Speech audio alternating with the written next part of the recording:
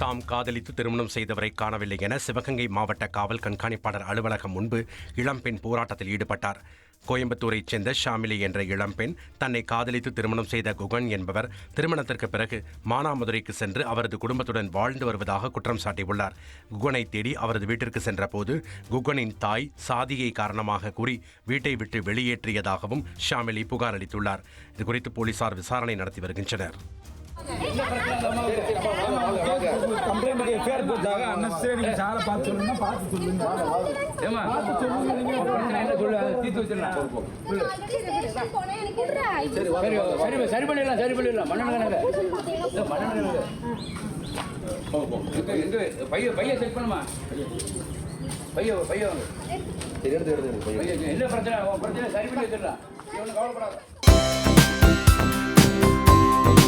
தந்தி டிவியை உங்கள் cable TV ஆபரேட்டரிடம் இலவசமாக கேட்டு பெறுங்கள்.